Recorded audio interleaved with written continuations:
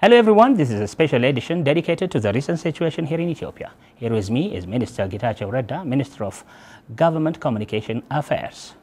Stay tuned. A very warm welcome indeed, Mr. Minister. Let's just begin with this briefly. What is the evaluation of the government with regards to the recent situation in Ethiopia, and how the government is trying to handle this situation? Well, the situation, especially in parts of Amhara region and Oromia, is one of widespread expression of frustration by the youth.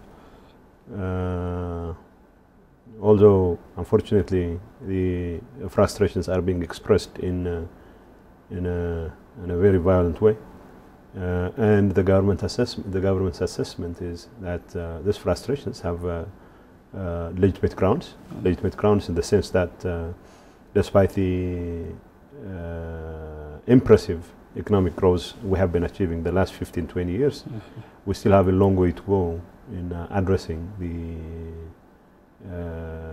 poverty levels in the country. And of course there is real and perceived inequality in terms of distributing wealth among the different parts of the country, especially with the youth going to school by their hundreds of thousands, by their millions. The amount of jobs we have been able to create in this country are not necessarily on par with the growth in the number of graduates and the number of high school dropouts, if you will. And this eventually will lead to frustrations, and this is basically the assessment. Of course, you have all kinds of governance issues. At the very heart of it is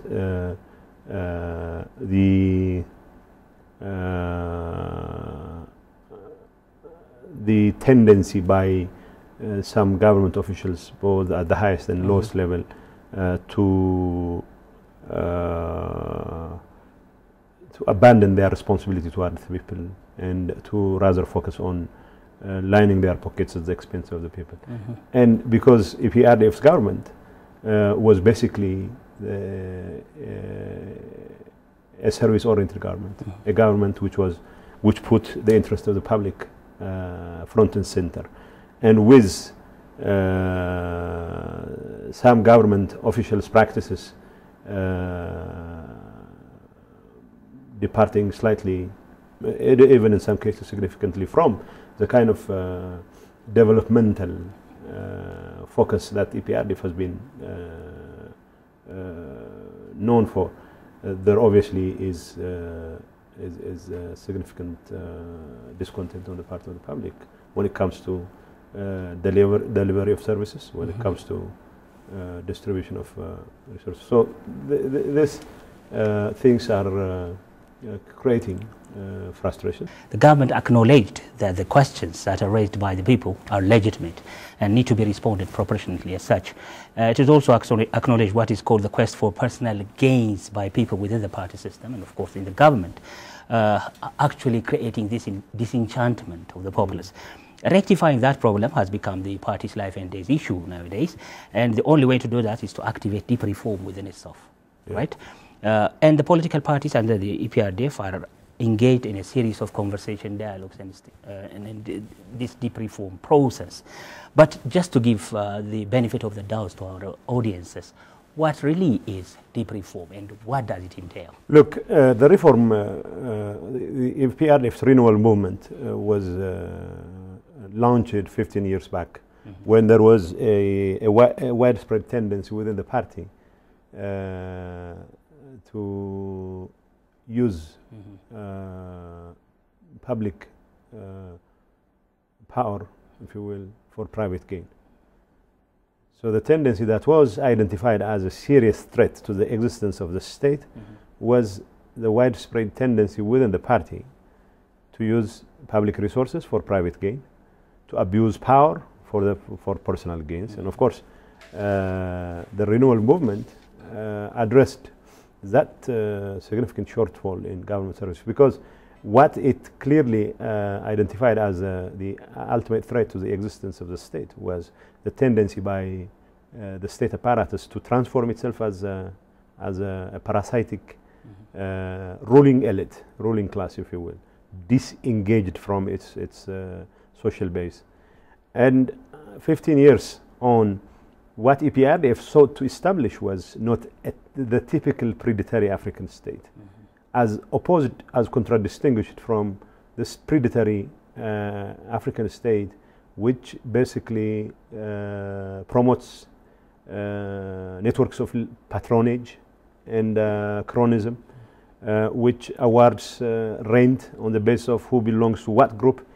What EPRDF sought to establish, and which it has come a long way in establishing, was a state that is dedicated to the service of the public. So to the extent that we were trading along that line of serving the public genuinely, we were able to achieve significant results in terms of economic growth, in terms of even deepening the democratization process. But with more and more people drifting away from this renewal line, which puts higher premium for on the use of public resources for public use, the use of public power in the interest of the public, now with more and more officials using public office for private gains to line their pockets, squandering public resources at the expense of the people. And then the kind of disenchantment which the government was trying to avoid by creating a developmental state is now being put to a test. So what we are trying to do by deepening this reform, deepening this renewal line, is to bring EPRDF back to its fundamental, to its original promises to its people, to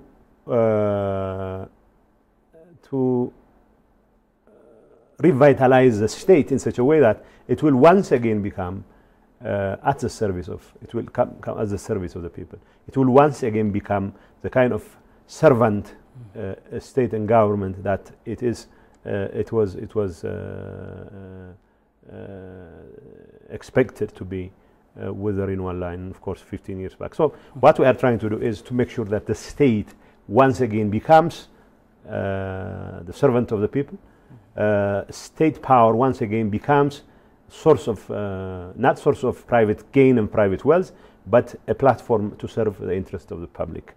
And this deep reform will have to take stock of the challenge that the party faces, the challenge the government faces, and bring people and their interests front and center in public policy discourse and in the implementation of our policies. Of course, our policies have proven their mettle, proven their caliber throughout the last 15 years. But frustrations here and there are manifestations of the kind of departure some practices are taking from, like I said, what the renewal line clearly spelled out 15 years back. Very good, sir. What could you say is behind the recent arrests witnessed in some part of the nation, which occurred amidst this government measure to renew itself? Is it because the reform process not quick enough to address this? Well, you can say that people, you know, what we have created the last 15 years is a society which cannot settle for anything less than the actual meeting of the demands it makes. To that extent, we are creating a society that will guarantee the continuity of the state, because a demanding society is a prerequisite for sustainable democratic exercise in this country. To that extent, it is a plus. So I wouldn't be surprised if some people feel that reforms are not coming quick enough. But there are also other explanations here, especially with the government being very serious about addressing the kinds of challenges the people are facing, meeting the demands of the people. There are some elements which are not in the business of, in fact, allowing the government to reform itself, because they are ready to take every opportunity at their disposal to make sure this government and the state apparatus is dismantled. And of course, they are trying to take advantage of the situation. And because if the government manages to reform itself, which it will, and then they will have lost their rallying cry, sort of. But it's a host of factors. But people obviously are interested in seeing results. In seeing results, and of course, and as a result of the kind of progress we have been achieving, as a result of the kinds of changes we have, the government has unleashed the last 15 years, the society we have is very demanding and cannot settle for anything less than the actual meeting of its demands. True. The government has been very cautious in attributing the recent unrest here and there to only internal problems. However, there are visible indications of the involvement of external elements in actually fomenting, the havocs here and there. You see, who are these external elements? Okay. What stake do they have? Who are the collaborators in this affair? What measures is going to be taken by the government?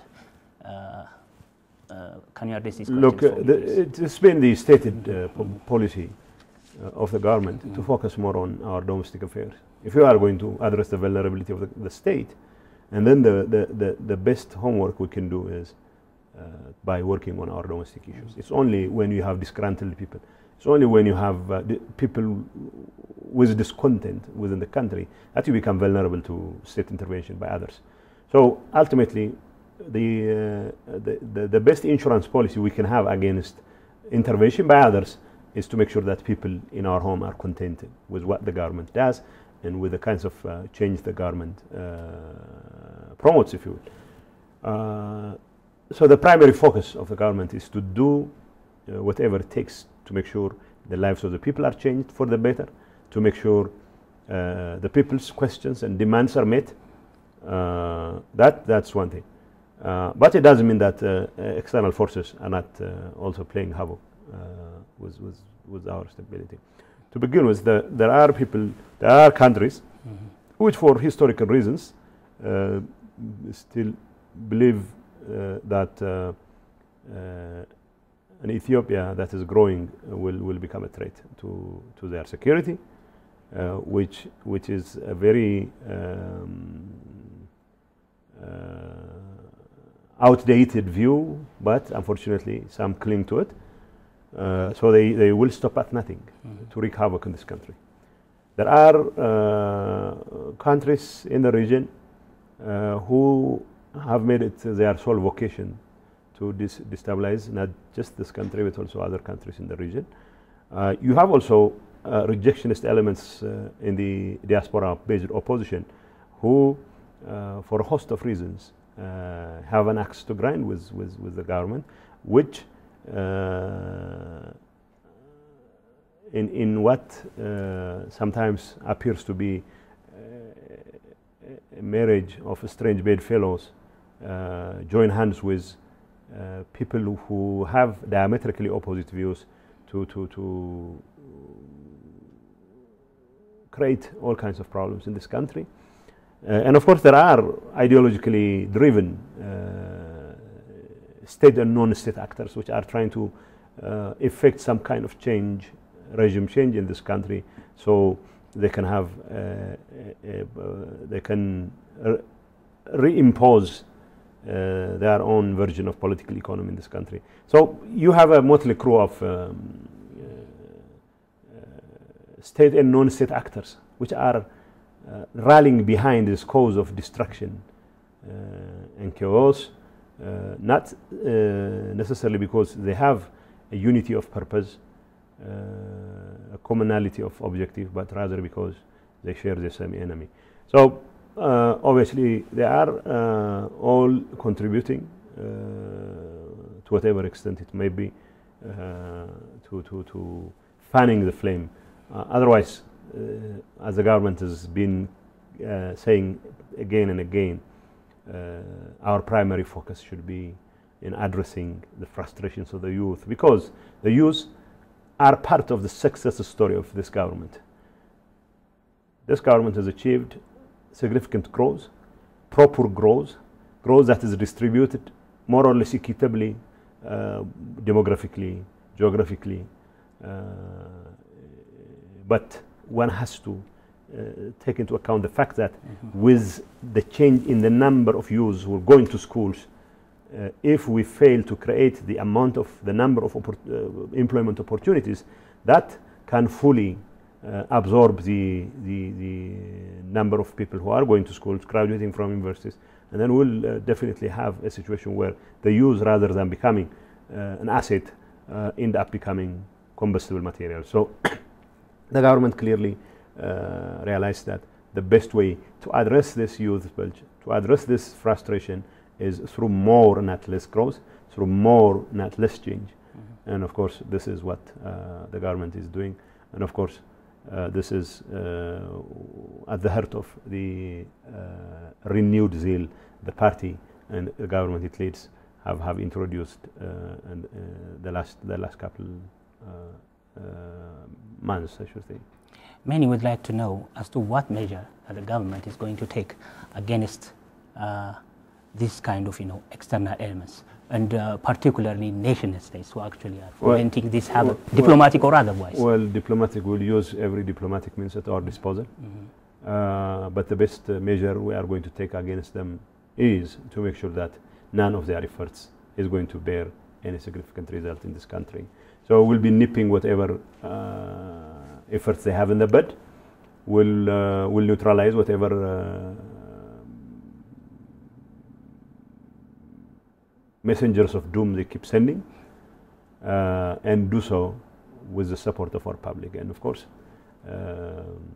like I said, the most important and the most reliable insurance policy we have against their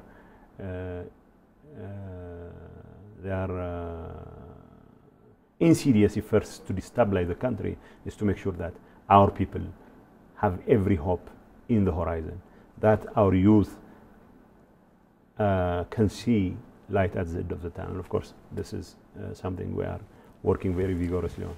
Okay, many would like to know what exactly happened at the Erecha festival. Whether the security forces were excessive in their efforts, as is reported by the social media. Well, the Erecha festival, I mean, this is one of the things the government took very seriously. Both the regional government and the federal government were very, very clear that this is a people's festival. This is one of the most sacred events in the Oromo calendar. What happened was, you see, even if whoever organized those things, I mean those diaspora-based groups, even if they were interested in protesters, they could have waited until the ceremony was over, because this is the most sacred event in the Oromo calendar. And it sort of baffles me why they couldn't wait just 5 minutes. I mean, until the traditional elders say their blessings. But they couldn't even wait until that happens, because they were not interested in the Erecha festival and what it signified to the Oromo people in the first place. So they hijacked the process. And of course, they are physically attacking even Abagadas, the traditional Oromo elders. Some reporting by the likes of the VOA and Deutsche Welle, especially reporting in Amharic, on these outlets, were somewhat negative. What do you say are the interests capitulated? According to the American government, it was an instrument to help spread democracy during the Cold War. Now, as a leftover of the Cold War, what it is doing is create some war and confusion and chaos in countries like Ethiopia. It's very unfortunate. And VOA, and to a certain extent Deutsche Welle, need to be pushed towards reason. And it's unfortunate that I don't have that capacity to push them to reason. Okay. Is there a plan by the government to give the resident international community a clearer picture of what is happening here in Ethiopia? Our partners are genuinely worried whether we are in a position to address this challenge that we are facing. And of course, the people have rejected violence. The people are fully supportive of any efforts to improve governance. And as long as the people are on our side, there is nothing, no challenge that will not be able to address. An international community, as partners in our development, as partners in our peace and stability, definitely deserve to know all there is to know about our efforts and the challenge we are facing.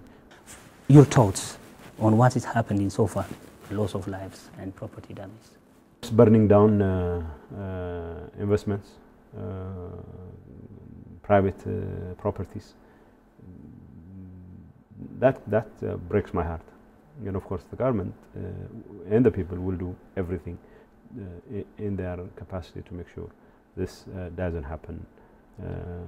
And whoever is involved in those things will have to face the music, because the government has every responsibility to ensure that law and order is restored.